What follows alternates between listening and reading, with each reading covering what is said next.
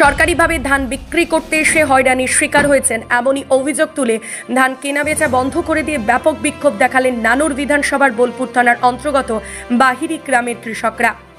ধান কেনাবেচা সহ সরকারি নিয়ম না মানার ঘটনাকে কেন্দ্র করে ব্যাপক উত্তেজনার পরিস্থিতি সৃষ্টি হয় এলাকায়। ঘটনাস্থলে এসে পৌঁছান জয়েন্ট ভিডিও বোলপুর সহ কৃষি আধিকারিকরা। তারা সমস্ত বিষয় খতিয়ে দেখে চাষিদের সঙ্গে কথা বলে সমস্যা মিটিয়ে নেওয়ার আশ্বাস দিয়েছেন।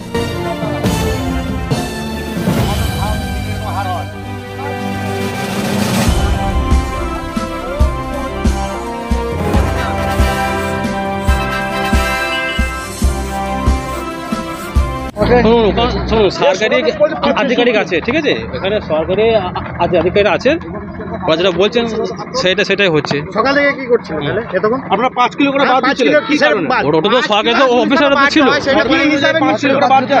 হ্যাঁ, সরকারি 5 কিলো বাদ দিতে সরকারি কোনো নিয়ম নাই বাদে রয়েছে। ওরা আমি বলি মহানরাজ, হ্যাঁ মহানরাজ, আপনারা মানছেন না, বলতে সরকারি নিয়ম মানছেন না। ওই তো 5 আছে, তো ওই তো 5 বাজার, ওই তো সামনে তো পাওয়া যাচ্ছে। আপনারা প্রতিবারই এরকম করেন, 5 কিলো করে বাদ দিয়ে নেন? শুনুন, 5 4 যার জন্য ধান আছে, ধানের কোয়ালিটি তার সেরকম বাদ যায়। কি বলছিলে 5 কিলো হিসাবে আমরা নিই, 5 কিলো দেব, 4 বলেছো? বলুন। আচ্ছা, সরকার অধিকার আছে তো। অভিযোগ বলতে আমরা যে ধান নিয়ে এসেছি, মেশিন কাটার ধান নিয়ে এসেছি, এই ধানে ধরুন ময়েশ্চারও মাপা হলো, 14 ময়েশ্চার হলো, তারপরে বলছে 5 কিলো ধলতা লাগবে।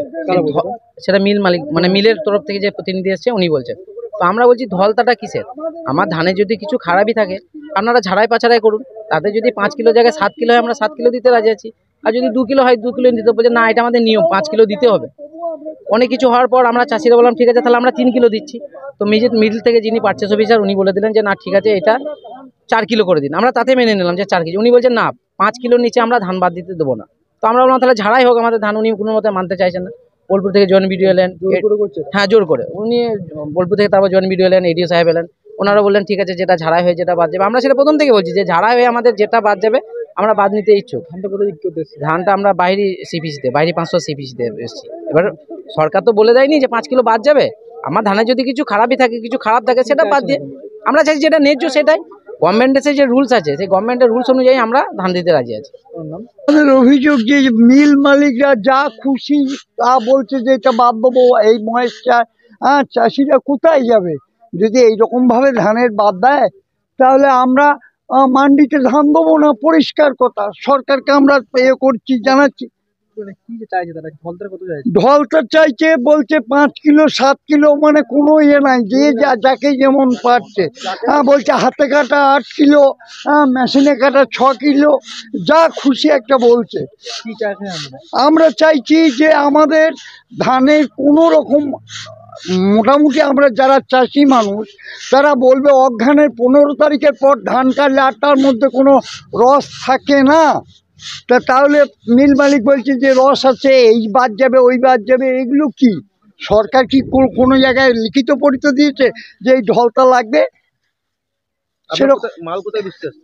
আমরা তো এখানে মান্ডিতে নিয়ে এসছি, বাইরে কিষাণ মান্ডিতে নিয়ে এসছি তো ধান।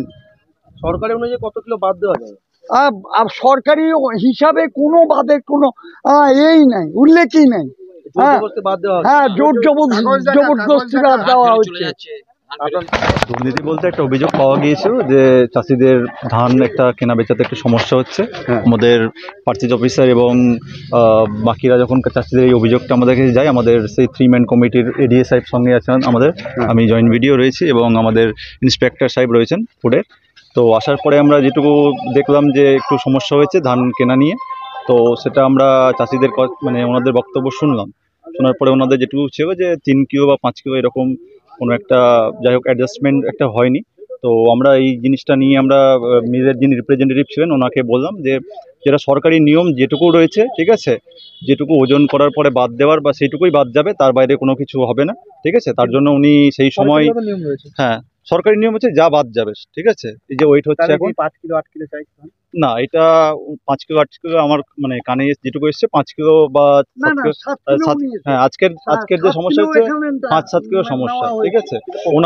ওনাদের যেটা ছিল যে ওনারা যেটুকু 3 কিলো 5 কিলোর একটা ব্যাপার ছিল, আমি সেই জায়গাটায় না গিয়ে আমি ওনাদের সঙ্গে কথা বলার পরে বলা হলো যে উনি হার করার কথা বলেছেন, ঠিক আছে। চাষিরা তাতে মানে সম্মতি দিয়েছিলেন। সেই সঙ্গে আমি রিপ্রেজেন্টেটিভের সঙ্গে কথা বললাম, আমি এডিএ সাহেব, কিন্তু উনি সেই সময় ডিসিশন জানাতে পারেননি, যেহেতু উনি মিলের মালিকের সঙ্গে কথা বলবেন। তার জন্য আমরা কিছুক্ষণ ওয়েট করার পরে উনি যেটা শেষমেশ জানাবেন যে হার করার পরে যেটুকুই সরকারি নিয়মে যেটুকু বাদ দেওয়ার, ঠিক আছে, হার করে যেটুকু ওয়েস্ট বাদ যাবে সেটুকুই, তার বাইরে নয়। যেটুকু তাদের মানে চাষির পক্ষে যাবে বা বিপক্ষে যাবে সেটাই চাষিরাও মেনে নেবেন এবং মিল কর্তৃপক্ষ মেনে নেবেন।